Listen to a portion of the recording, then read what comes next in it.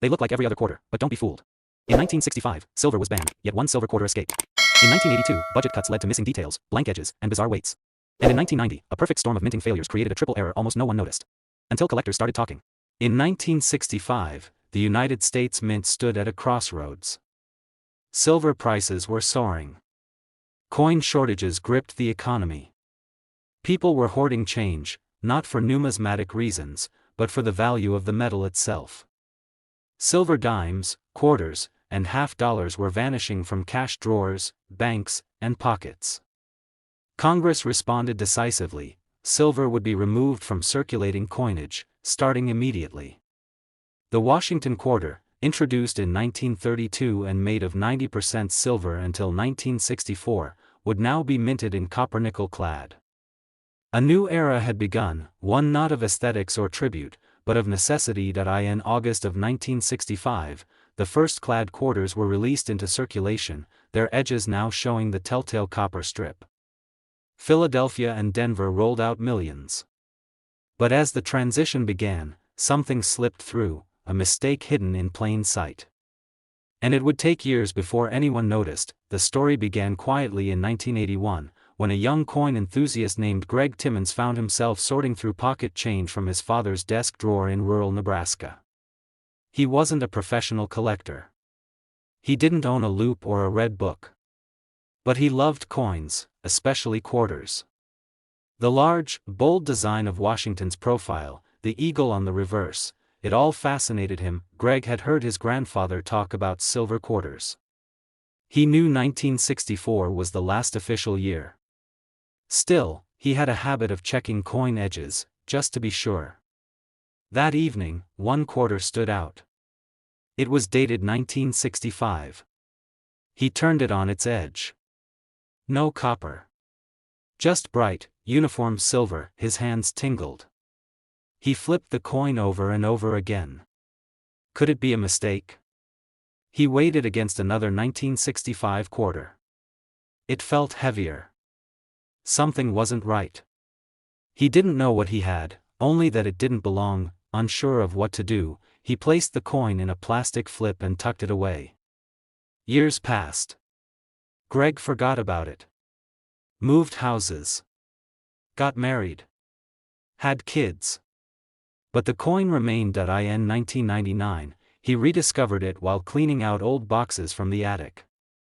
By then, the internet had opened doors for collectors like him. He joined a coin forum, posted photos of his 1965 quarter, and asked a simple question: why doesn't mine have a copper edge? The replies came quickly. Some called it a fake. Others urged him to weigh it. He did, 6.25 grams. That was no clad coin. That was silver. He submitted it to PCGS. The results stunned him. 1965 Washington quarter, struck on 90% silver planchet intended for 1964, 58 Australian dollars, mint error. Somehow, despite the mint's ban on silver coinage after 1964, a leftover silver blank had made its way into the presses in 1965. And it had been struck, released, and circulated, undetected for decades. It wasn't an isolated case. Around the same time, a few other silver 1965 quarters had surfaced. One in Pennsylvania. Another in Florida. Each one weighed 6.25 grams, significantly more than the 5.67 grams of the new clad quarters. Their edges lacked the copper core, and their ring was distinct, a high, clear tone only silver could make. Experts speculated on how it happened. Some believed a small batch of 1964 silver planchets remained in bins and were fed into the presses before they were cleared. Others thought it may have been an inside job, a mint employee inserting silver blanks intentionally. But there was no proof. No whistleblower. Just the coins themselves, whispering of a transition that wasn't as clean as the records claimed. Greg's coin, now certified and preserved, began attracting offers. At first, modest, $500, then $900. But as awareness of 1965 silver quarters grew, so did demand. Collectors recognized the rarity, not just of the error, but of its timing. This wasn't a double die, or a misaligned strike. This was a policy-defying survivor, struck in defiance of economic pressure and political change. In 2003, Heritage Auctions listed a 1965 silver quarter in AU condition. It sold for $3,300. A few years later, another surfaced in MS-63 and reached nearly $7,000. But the true spike came in the mid-2010s, when videos and blogs began spreading awareness. Casual collectors started checking their 1965 quarters. Most found nothing. But a few, very few, discovered the same anomaly Greg had unearthed decades earlier. Then came a twist that reignited everything. In 2018, a dealer in Texas came into possession of a sealed bankroll marked 1965, $10, Federal Reserve. It had never been opened. He purchased it on a hunch and cracked it open live on video. The fourth coin in the roll rang sharply on the counter. He checked the edge, no copper.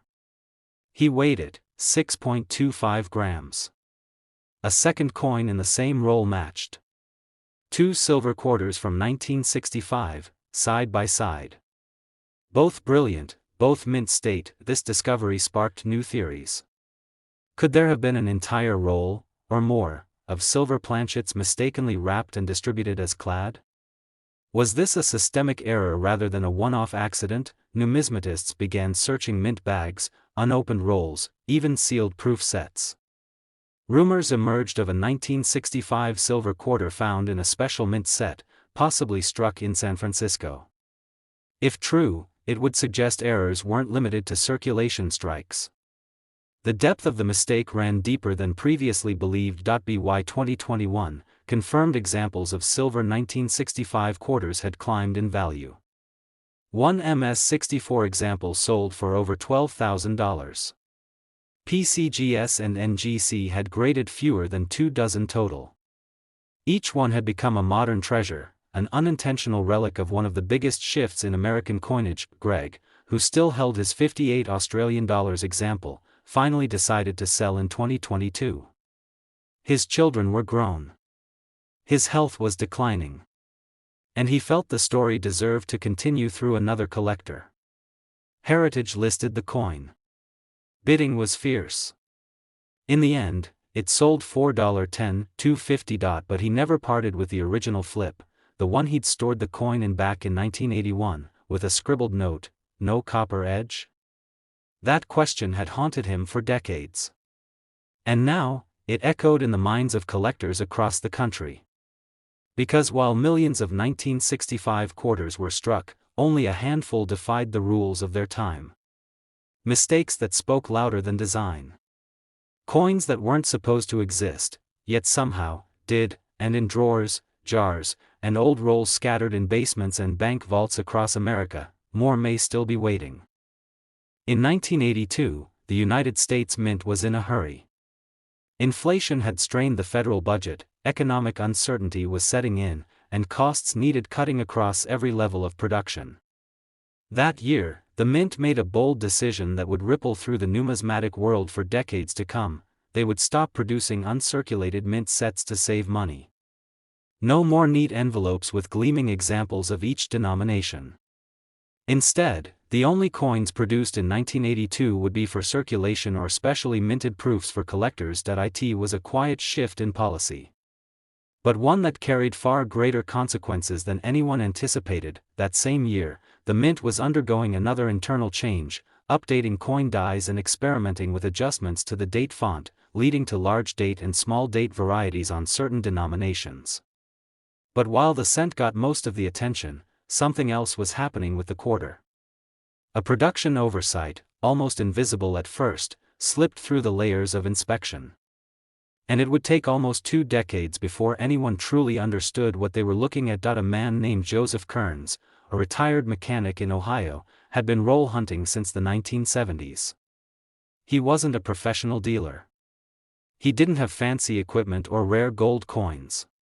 But he had patience, and a sense of what didn't look right. One summer afternoon in 2000, Joseph purchased a few customer-wrapped rolls of quarters from a small bank just outside Columbus. He was mostly checking for silver, maybe a bicentennial in good condition, but one coin near the middle of a roll grabbed his attention. It looked blank.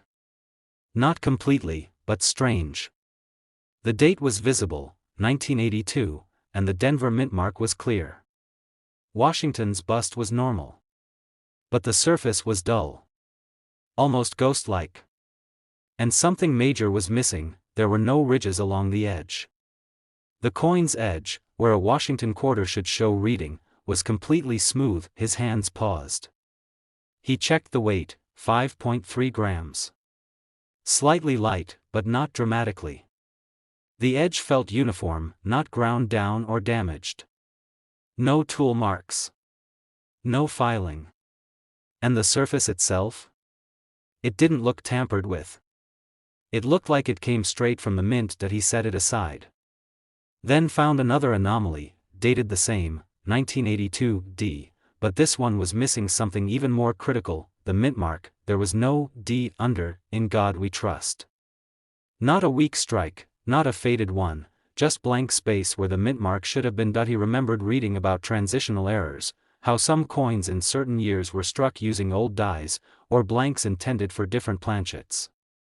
But this felt like something more deliberate. Or more forgotten. Joseph sent both coins to Annex for authentication.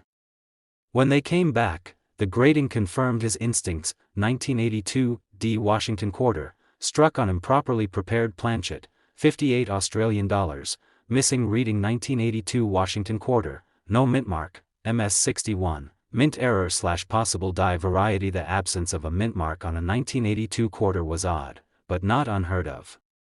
The Philadelphia Mint had only begun placing mint marks on quarters starting in 1980. However, because of inconsistent usage, some coins in 1982 from Philadelphia bore no mark at all.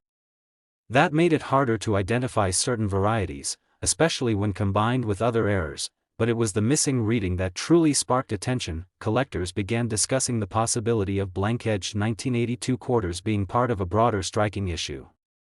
Some suspected these were broad strikes, where a coin is struck outside the collar that normally forms the edge.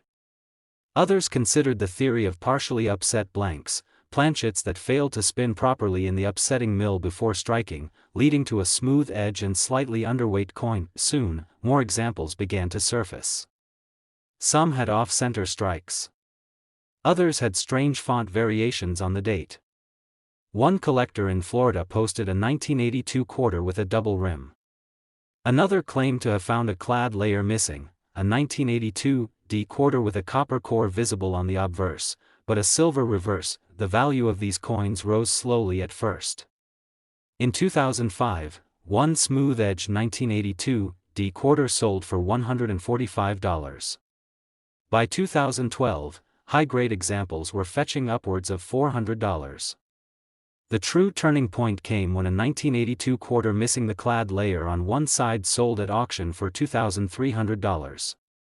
Then a double error, missing clad layer and broadstruck, shattered expectations at $4,800 in a heritage sale. Joseph held on to his original two finds.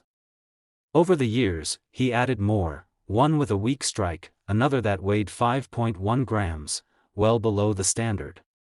His collection of 1982 anomalies grew to 7. Each one a little different. Each one reinforcing the notion that 1982 was not a normal year for quarters. And then came the twist. In 2018, a numismatist researching die varieties at the Denver Mint uncovered internal records of a planchet shipment that had been diverted during a machinery failure in early 1982. According to the logs, a batch of improperly annealed blanks, slightly softer than normal, had been held back and were supposed to be destroyed. But due to miscommunication between shifts, a portion of those blanks made their way back into production. The result? Quarters that struck softer, wore quicker, and sometimes struck without full die pressure. In other words, weak strikes, off-center details, and missing edge reading. This single clerical mishap explained the diversity of errors collectors had been reporting for years, why some 1982 quarters looked ghosted, or why some had rims that didn't match their date. Now, every collector with a 1982 quarter that looked off had a reason to check again. PCGS began assigning special Improperly annealed planchet labels to certified errors from that year. By 2022, these coins began appearing with frequency at major auctions.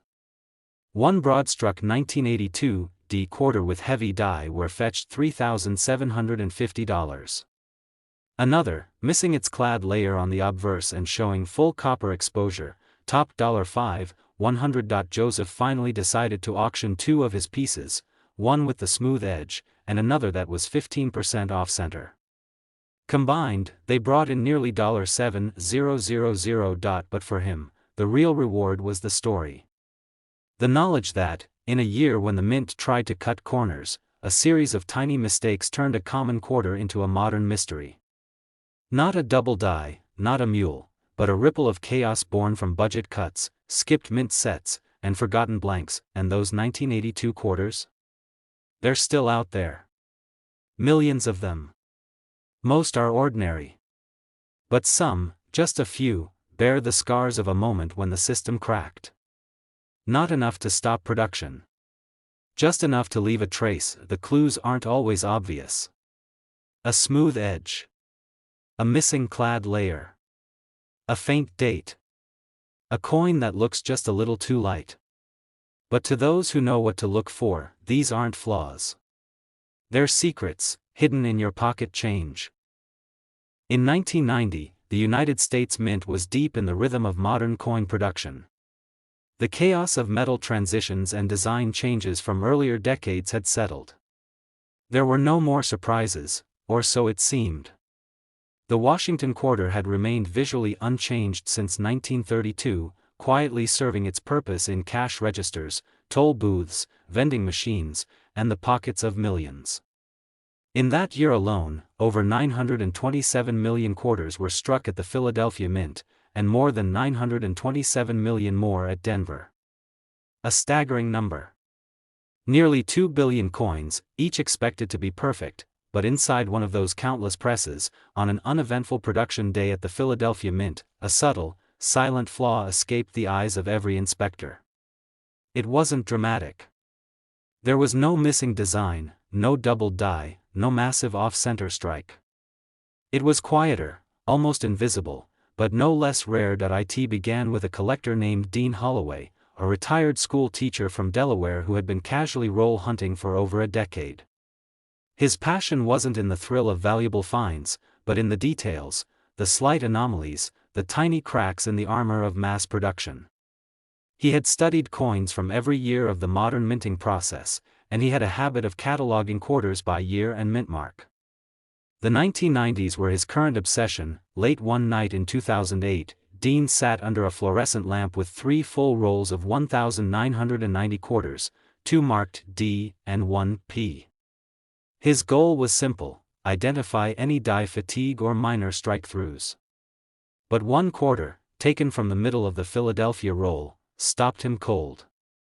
At first glance, it looked ordinary. Washington's profile, bold and centered. The reverse, with the eagle perched above the bundle of arrows, intact. But something was wrong. He rotated it under the light again. Then leaned in closer. The "In God We Trust" on the obverse appeared thinner. The letters, while all present, seemed to fade toward the edge. The "Liberty" inscription, slightly misaligned, hugging the rim just a little too tightly. He examined the rim itself. The edge reading was weak, some portions smoothed over entirely, while others were sharp and pronounced. He turned to the reverse. And there, just above the eagle's wings, he saw it, a ghostly line running diagonally across the field. At first, he assumed it was a scratch. But when he flipped the coin again, the line continued, now tracing Roosevelt's forehead. This wasn't post-mint damage. It was something much stranger. Dean weighed it, 5.64 grams. Just under the official 5.67 standard. Not by much, but noticeable. He brought out a second 1990 P and compared them side by side. Then a third. The mystery coin had a duller finish. The relief was weaker. The strike was tired. Still unsure, he submitted the coin to NGC. Weeks passed. He expected it to come back as damaged or environmental wear. But the slab that arrived held a far more intriguing label: 1990 P Washington quarter, partial collar strike / misaligned obverse die, 55 Australian dollars, mint error. The die had slipped. A slight misalignment, invisible to most, had caused the obverse design to shift marginally downward. Combined with a collar that wasn't fully engaged, the planchet had been struck with inconsistent force. This caused areas of the coin to appear weak or oddly stretched. But what made the coin truly strange, what experts at NGC had never seen before on a 1990 quarter, was the die clash that ran across both sides. At some point, the obverse and reverse dies had come together without a planchet between them, creating a ghost-like mirror of the designs on the opposing die faces. Then, when actual blanks were fed through again, the dies transferred those ghost impressions onto the new coins. Most such clashes are caught and the dies replaced quickly. But not this one. Dean's quarter had been struck with clashed dies, partial collar engagement, and a misaligned obverse die, all in one coin. It wasn't flashy. But it was an anomaly layered in complexity. It looked plain. But it held three simultaneous mint errors. Collectors began referring to it as the triple error 90. Dean listed the coin in a small online auction out of curiosity. It drew little attention at first, until a YouTuber specializing in obscure mint errors featured it in a video titled, "The Washington Quarter You've Never Noticed." Views exploded. So did interest. The coin sold within 24 hours for $960. Shortly after, more examples began emerging. One collector in Michigan reported a 1990 D quarter with a similar clash on the eagle's wings, but no collar issue. Another, in Arizona, found a Philadelphia strike with a weak obverse and partial blockage on the reverse. A pattern was forming. The mint had no official record of a major error run in 1990. No recalled batches. No public statements. But internal die life logs suggested that in early spring of that year, one set of dies at the Philadelphia facility was kept in use far past normal retirement due to delays in replacement shipments. Notes indicated progressive wear and obverse fatigue in the press logs. That could explain the weak strikes, the clashing, the die shifting under pressure. A perfect storm of oversight and circumstance. As the years passed, the value of high-grade, triple error 90 examples increased. Most sold for a few $100s, depending on severity. But in 2020, a specimen graded MS62 with all three traits, partial collar, misaligned obverse, and clear clashed die, was featured in a heritage sale. It fetched $2,800. And then came the coin that changed everything. In 2023, a Pennsylvania collector discovered a proof-like 1990 P quarter with a ghostly image of the eagle's wing imprinted on Washington's neck. It had clear mirrored fields, unusually sharp devices, and even more puzzling, no mint mark.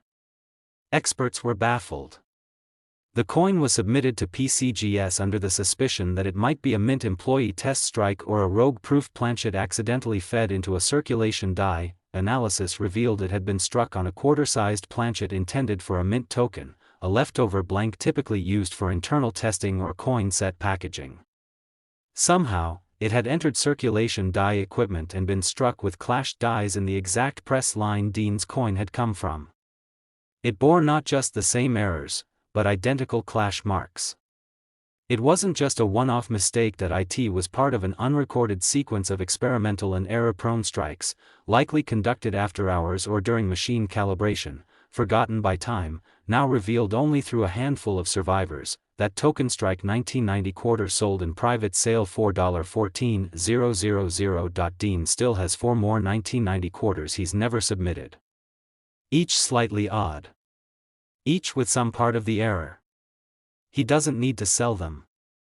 He just enjoys knowing they exist, that in a year of supposed consistency, the machines left behind a story of fatigue, oversight, and quietly layered mistakes, and somewhere, in old jars and forgotten rolls, the rest may still be hiding. Waiting.